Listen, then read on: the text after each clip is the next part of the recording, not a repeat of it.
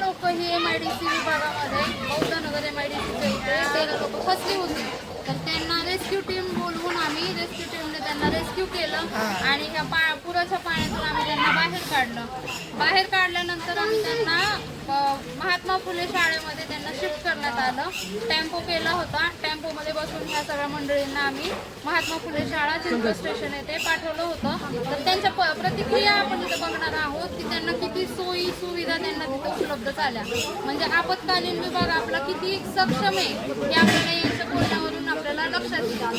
भाभी आपको कितने बजे वहाँ पे जाने के बाद क्या हुआ? 1:30 बजे मिला था। नहीं जब गए उधर आपको किसी ने देखा पूछा पानी चटाई कोई नहीं कुछ पूछा। जेंट्सवर झोपला आणि जेंट्सवर बसून राहिलो. अभी तक तो कुछ भी नहीं, लोग आगे कीड़े पड़े हैं, आगे कीड़े पड़े हैं। आम्हाला जेवण आलं. एक ही थोड़ी स्कूल में से भी भगा दिया था। हाँ। 1:30 बजे आपको खाना आहे. आम्ही 8 वाजता घरातून बाहेर गेलेलो. रात्री 10 वाजता मी निवेदिता मॅडम यांना फोन केला आणि निवेदिता मॅडम यांनी सांगितलं की जेवण येतंय, ड्रायव्हर येतोय घेऊन. त्यानंतर त्यांनी मला दुसऱ्या नंबरवर कॉन्टॅक्ट केला.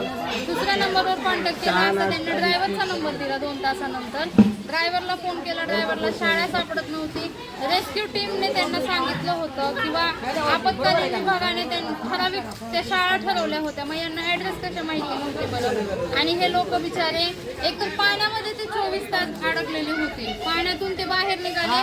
आगीतून उठून फुपाट्यात पडण्यासारखी यांची अवस्था त्यांनी केली आहे. आपत्कालीन विभागाने अजिबात त्यांचं लक्ष दिलेलं नाहीये. त्यांच्याकडे कुठल्याही प्रकारची सुखसुविधा त्यांना तिथे उपलब्ध करून दिलेलं नाहीये. इव्हन पाणी सुद्धा पिण्याचं पाणी सुद्धा त्यांना अवेलेबल नव्हतं तिथे.